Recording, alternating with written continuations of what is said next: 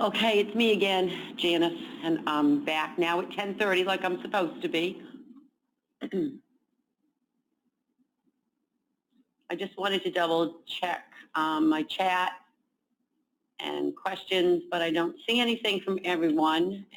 We are kind of a smaller group today than what I had anticipated. I think there's only like 5 of us, maybe 6 of us that are here.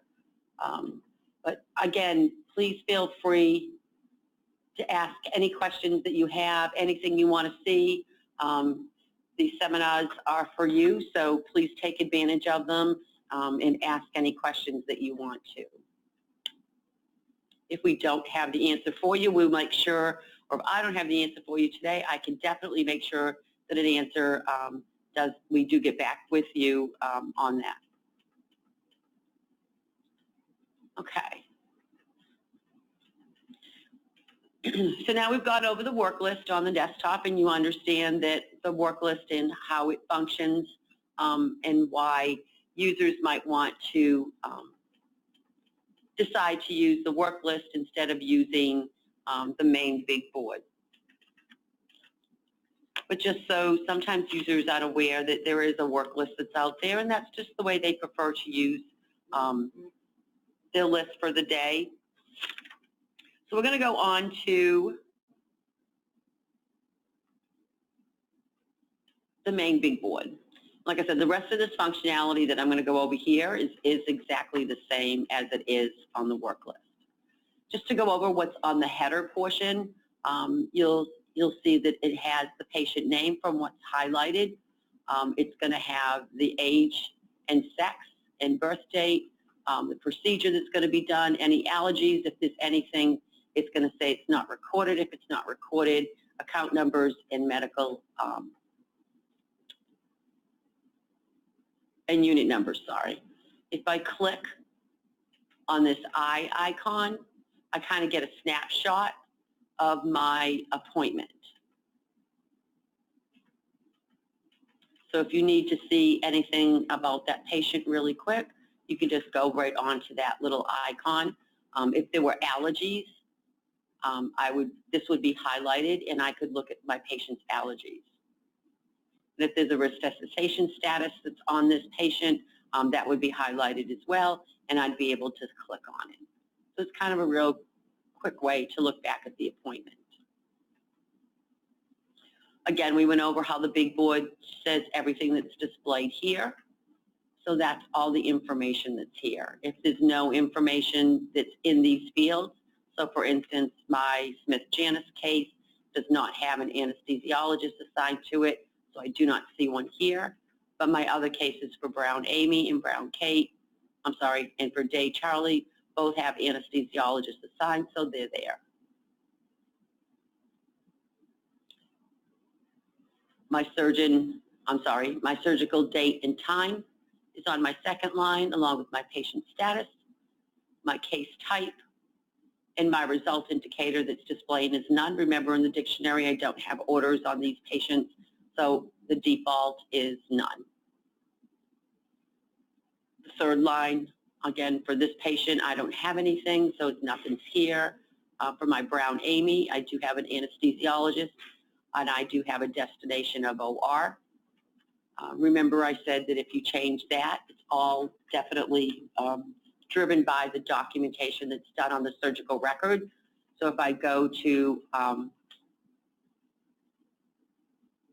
going to just go to my operative section. Oh, I'm on the wrong patient, sorry. Let's go back to big board. Let's select the patient I want.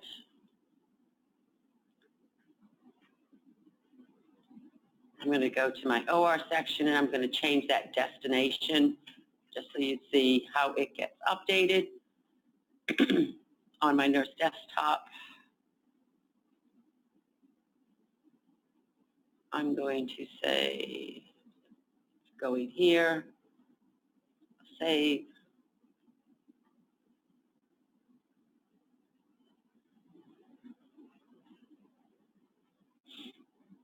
Go back to my nurse desktop. And you'll see now my destination says PACU.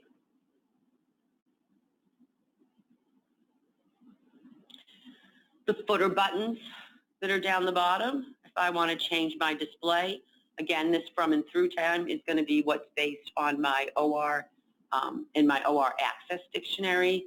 If I know that there was a case back in October, I'm not sure if I'm going to get any hits here, but I'm going to try it. I can change my display, and it's going to include all of those cases as well.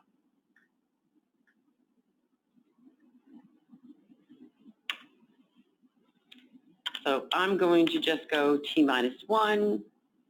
I'll leave it to 12.5 because I don't think there's any cases out there anyway. And I'm going to get back the list that I had. If I want to do a new case, just like I could on the work list, I can create a new case, and these again are for cases that emergent cases that come in they're not planned. I don't have an appointment created for it, so I don't have a record that's there. So I can create a new case directly from here. Again, you do have to make sure that that patient has a valid account number, or you can't create, one thing you can't do with a new case is you can't create account numbers like you can from the surgical, the scheduling desktop. I can add a case if I want to. I can go to a specific case if I want to, again, just like I could on my work list. One thing that's really nice about the nurse desktop that they fairly recent added to it was the case review button. This is the same thing. You have those case review buttons within the surgical record, but you have it now directly on the nurse desktop. So if I want to do a real quick review of any medications that were administered to this patient, any intakes and outputs that were administered, any case times that I have documented for any one of my sections. If I had any of these that were documented, it would show me the case times that were documented. So if I really want to see exactly where this patient is, I can use that. Any vital signs, if I need to see the vital signs in any one of my sections, I have not entered any here, but I can see those quickly. Any notes that are entered, excuse me, I would see those here. My procedures. So this would be my proposed procedure if an actual procedure was documented, along with my pre-op and post diagnosis.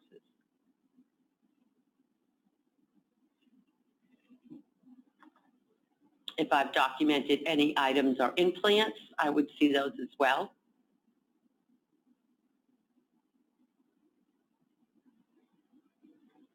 I skipped over any invasive procedures that were documented would also show underneath my procedure.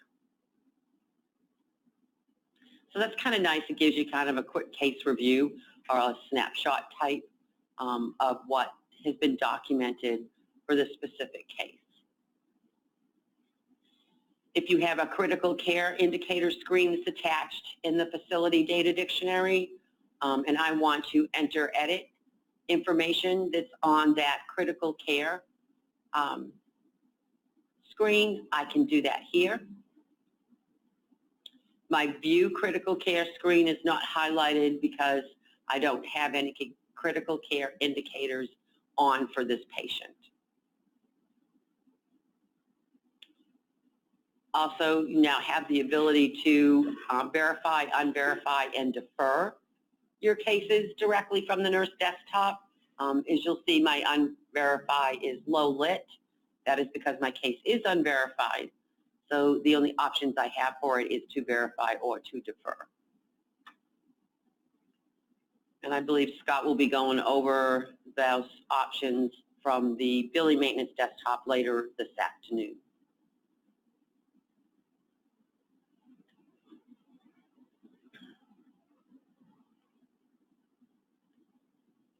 The function buttons that are on the right side. Again, I know I should have said all of these buttons that are available to this user is based on what is in the access level dictionary. So let's go to dictionary, surgical A through M, access level, enter edit.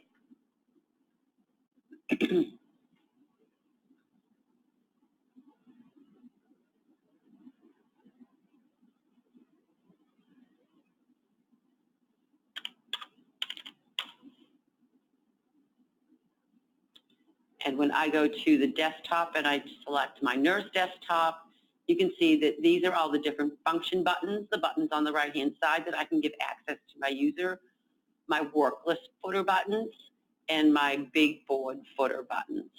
So if there's some function here that you don't want those users to have access to, you simply just uncheck them and they won't have access to it.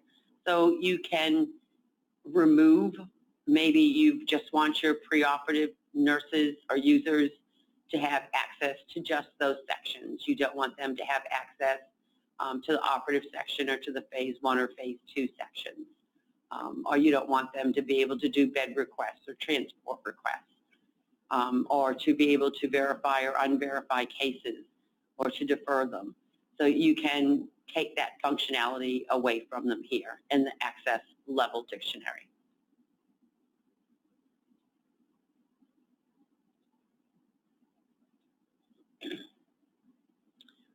So for this case, if I'm ready to document in my preoperative section, I would simply hit my pre-op.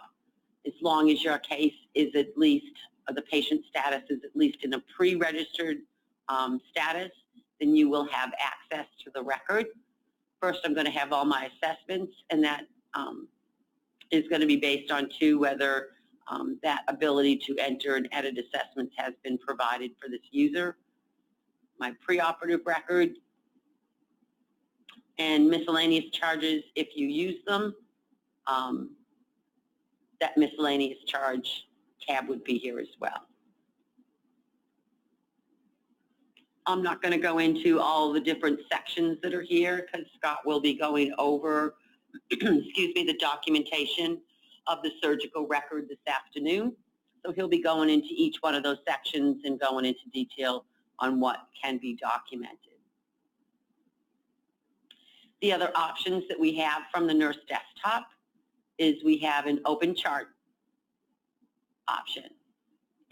What the open chart will do is it's going to launch you into the physician care manager module so that you can have access to all of this information for this patient. I'm not going to go over all of this routine because this is part of the physician care manager routine and it's desktop here. But you do have the ability to launch directly into that. If I need to go to PCS, maybe I need to take a look at some of the interventions. Maybe I want to take a look at some of the other medications on the EMR that's been documented for these patients. I can go over to PCS and I can take a look at that.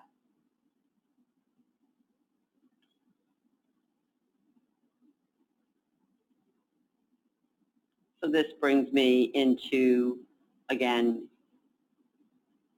into PCS so that I can take a look and see any information that they've documented in PCS for my patient.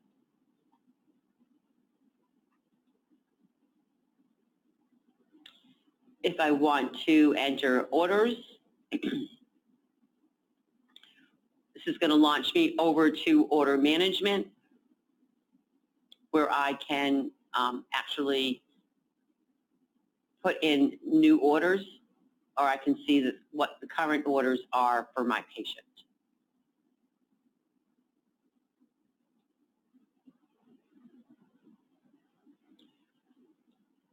My allergies routine, it gives me the ability to enter, edit allergies if I want to enter an allergy in.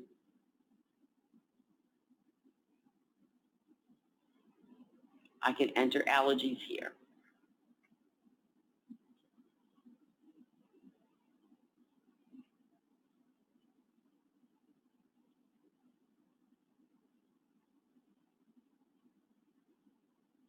also have the ability for the transport request. So if my patient is an inpatient, or whether, well, it's just one example, but it doesn't have to be an inpatient, I can request to have my patient transported into a different location, or from a certain bed to a different location in a certain bed, and I can put in all of this information. So what that actually does, it's the same almost for the bed request. And this information that's going to enter here, it's going to flow directly to the bed management desktop in ADM.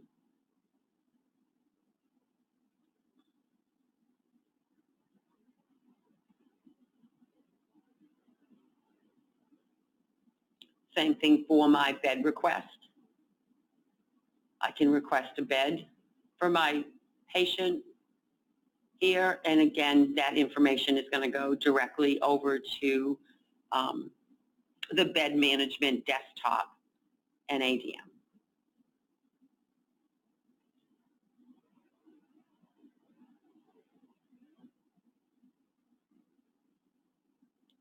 The last thing that I have here on my nurse desktop is I have all my reports. And these are standard. Here we can't add to these reports. They just all come standard under that report option. So I can print my surgical record from here. It'll ask me how many copies, if I want to print certain assessment types, and which sections do I want to print. I say okay, and I can go ahead and print out a hard copy of my surgical record.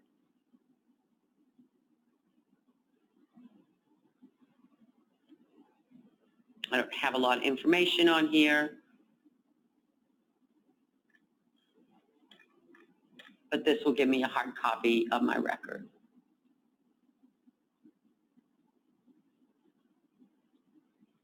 The other reports is I can print my operating list. I can print the daily log. I can list cases for the day.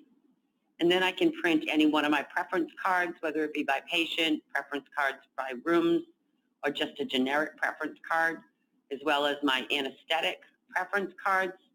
And I can print any one of the the pick lists and the anesthetic pick list.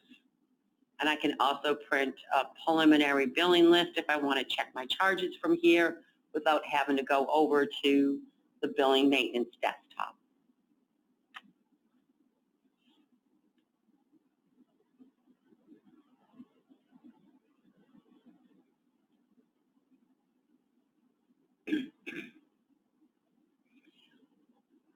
That's basically the functionality of the nurse desktop.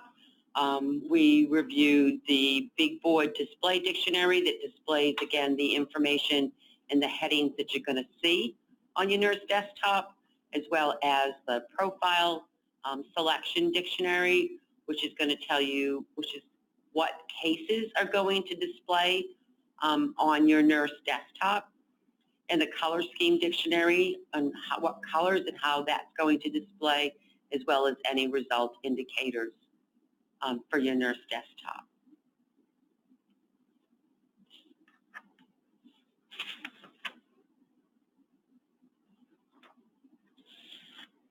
So once again, I'm going to stop and ask if anybody has any questions as far as any buttons, any footer buttons, any function buttons, any information that you can see here or not see here, how you get certain cases or information to display.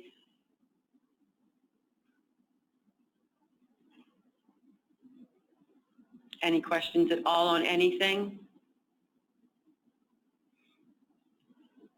Come on, guys, if you don't ask questions, we're going to be done here and like real fast, and then you're going to have an extra long lunch.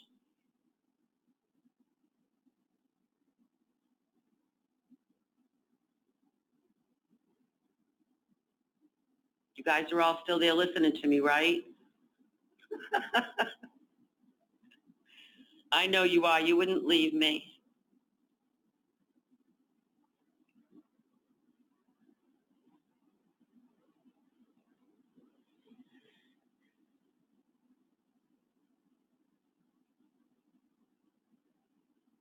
Thanks, guys, for telling me you are listening. I appreciate it.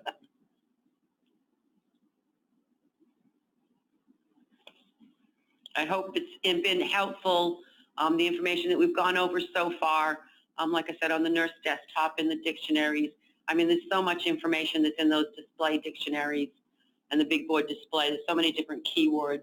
If we went through every single one of those keywords, then we could probably be here until sometime tomorrow. Then Scott wouldn't be able to do his presentation this afternoon, and he'd probably not be happy with me. But anyway.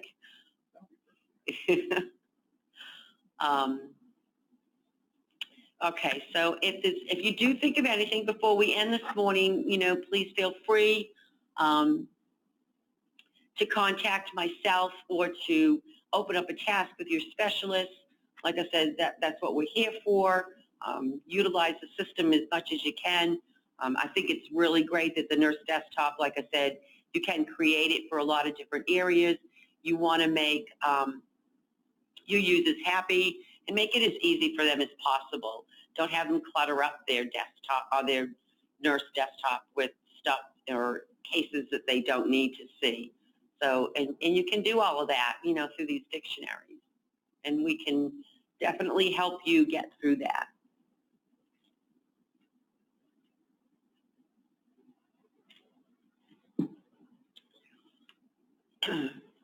Okay, this says when you try to run your report for your preference cards, you're getting no results found. Excuse me. Yes, you should definitely, as long as you've got a preference card that's built out there. So let's take a real quick look at one of the ones that I have here.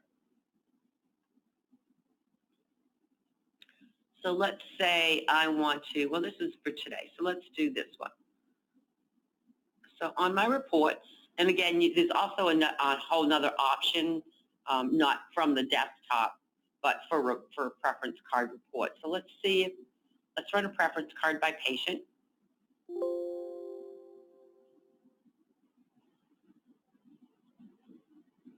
I'm really surprised you're getting like no records found for it. I mean, as long as there is a preference card that's built, and there should definitely always be, if it's the procedure, then there should always be a default preference card that's built.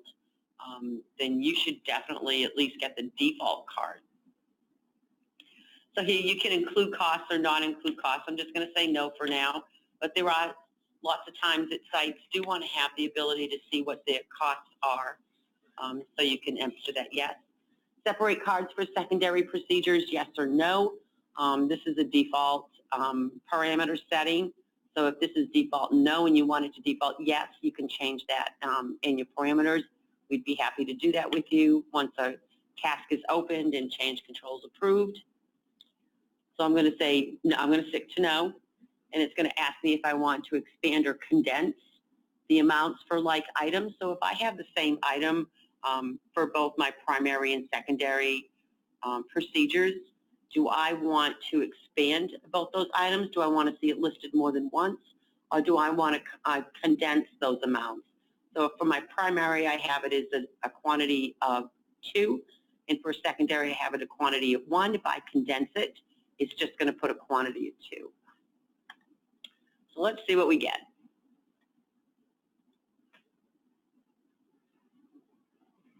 So I'm definitely getting a preference card for this. And this is because I have either a default, well, if it had used a default card, it would have told me. Oh, yes, it did. Okay. So it's saying that this is using the default preference card because it's not one that's actually built for this position. So like I said, you should have at least a default card, but I can most definitely look at it. If you have an example,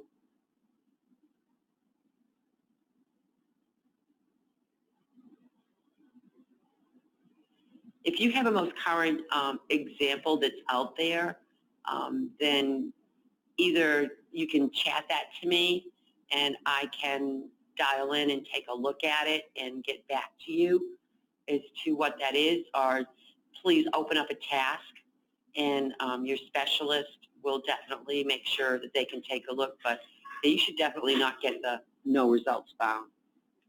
And we will absolutely take a look at it for you.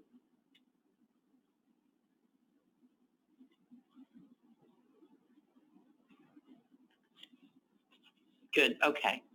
Yes, absolutely, please do that.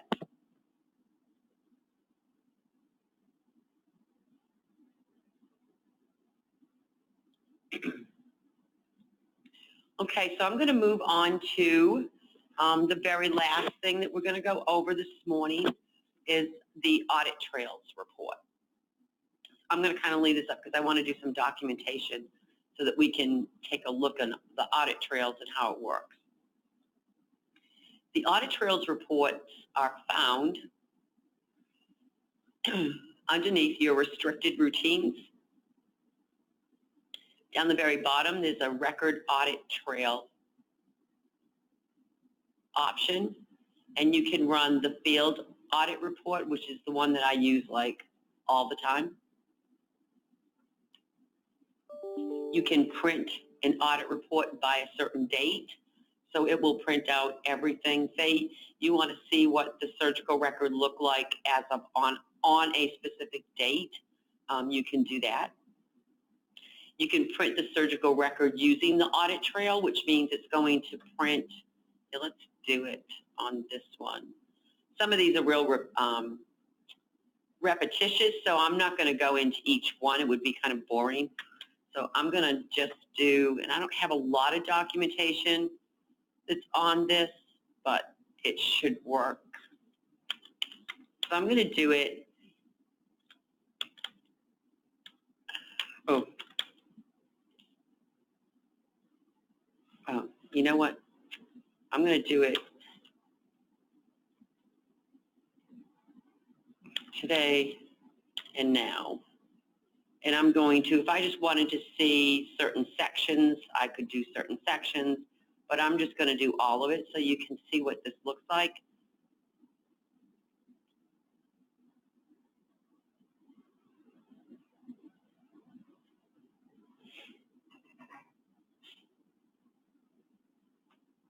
It will take a little bit longer to run this report. Don't forget, it's gathering a lot of information, and it's gathering the information as to when this data was entered, by who it was entered. So it does take a few minutes to run it. Thank God I don't have a lot of information on here. Might take a little bit longer.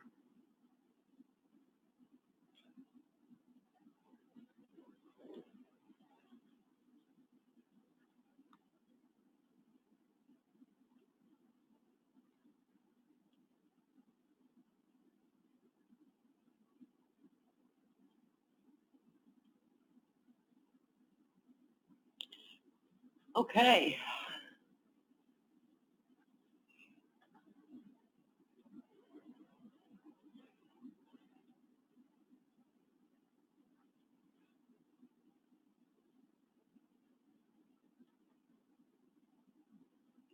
Like it's getting there. There we go. So it's really just going to print out, it's almost like the print record report under the reports options in the nurse desktop, but it's printing it as of a certain date and time. So if I wanted to print this, say I hadn't entered in anesthetic type, or I hadn't entered in an anesthesiologist at the time that I did as of right now, so it did print here. Then that information might not have printed. So again, it's a way for you to take a look and see by a specific date. This is the report that I use a lot. And the audit report is a great way for you to look back and see exactly what was documented on the record. And say you go into, I go into this record, hang on, let's go back here. And I'm going to document some items.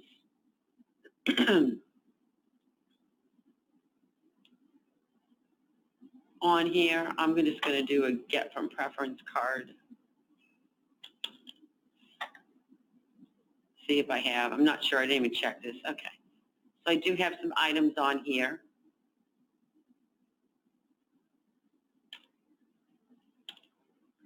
And I'm going to go ahead. I'm just going to jot this number down because I don't have a real good memory.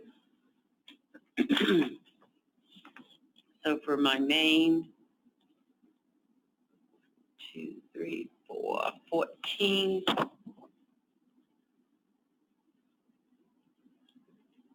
6, 8. So I'm going to go ahead and I'm going to save this. So when I save any time on any of the documentation that's done within the surgical record, you save it. There is an audit trail behind it.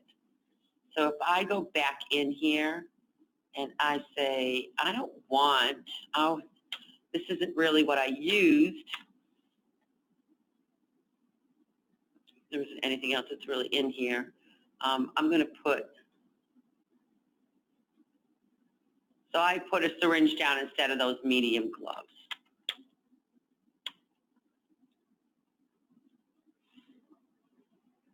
So I'm going to save that too.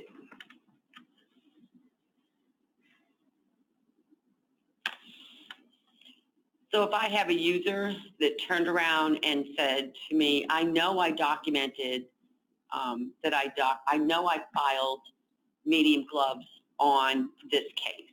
And when you go in here, I mean, you can't see it, so you can't say to the user, you know, no, you didn't, or yes, you did, and, you know, whatever. It's just the audit trail is going to tell you everything that was done. So I'm going to go back to my big board. That's been filed. I'm going to go over to my audit routine. It's going to select the correct case. I'm going to say from beginning to end. And what audit fields do I want to? Some of these fields can get real confusing. You might not know what they are. Sometimes you just kind of have to run it. But if you have questions on what any of these fields are, please let us know. I think we have a list of them someplace. So there's a lot of different, well, every field that's in the surgical record should definitely be within this audit trail. So my actual op close, my comments I put, my cut, my description, my duration, implant description, you know, any of these fields as you go down and look through, you can run it on. So if someone documented a destination and then they changed the destination and you wanted to confirm if that was true or not, then you can use the audit trail to do that. So I'm going to go down. Well, I'll just kind of flip through so you can see all the different fields. Like I said, there's quite a few different fields that you can run this on. All the different queries that you can run it on, CDSs, screens that you can run it on. So when you have those screens attached in the dictionary, completed by, you have the ability to put all those completed in dates and users and time in each one of the sections in the record. So those you can also run. If you wanted to see when the case was verified, that's a different field. That would be this complete.date, complete.time, and complete.user is what you would use because you wouldn't want the sections. You'd want to use that. So like I said, I mean, some of these, there's quite a few. Any implants, all my INOs, my invasive procedures. So if I want to see it on an item, or if I want to tell, oops, one thing that's all in small letters, I want to know the quantity that was done, then I can say, okay, I just want to run a field audit report on just the items that were documented for this patient, I'm just going to select these two fields.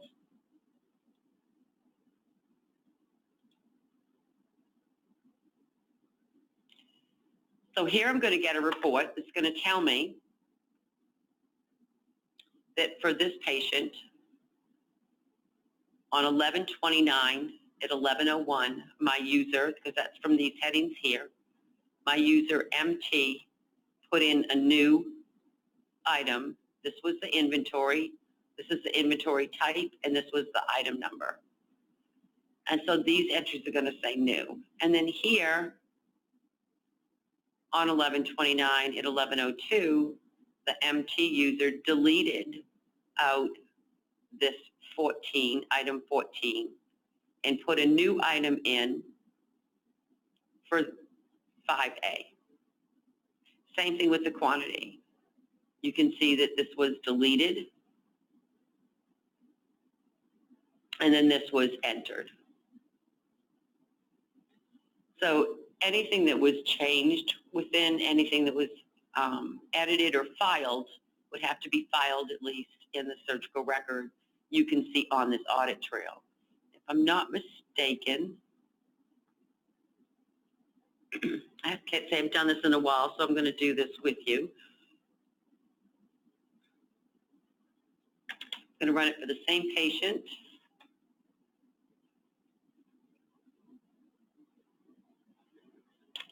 Beginning to end, but I'm not going to specify, oh, nope, that's not here.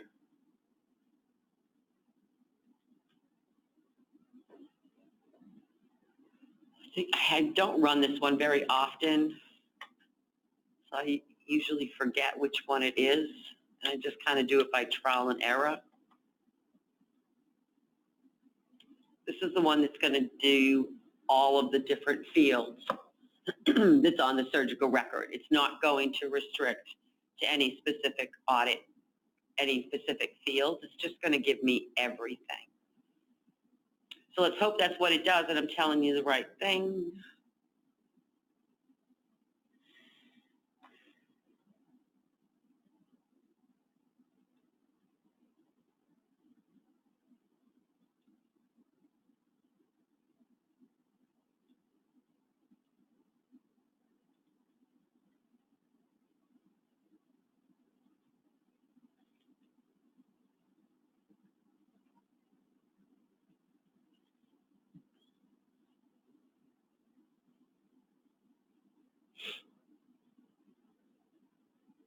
And we will wait.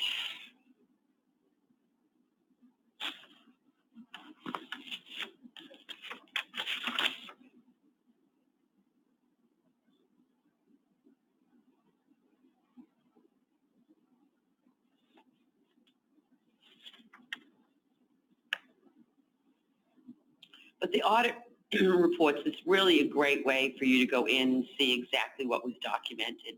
And I always tell my sites that, you know, I don't want users to think that, you know, this is the way that we can say, you know, this is what you did and point fingers, because it's not. Because you want, like I said, we all make mistakes. We've all done things wrong.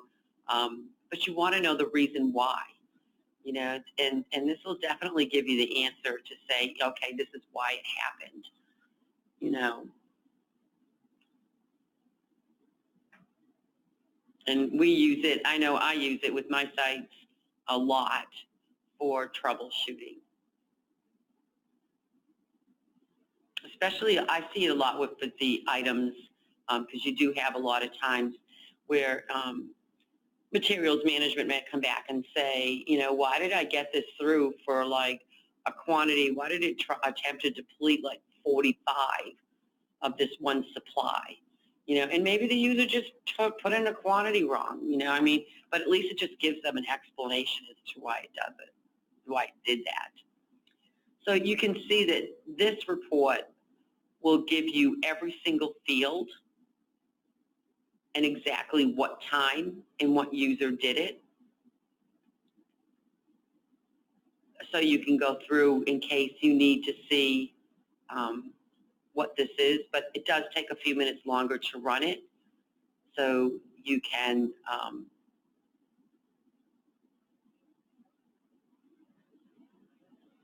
That's why it has to gather all of this information. So it's really detailed on everything that's there.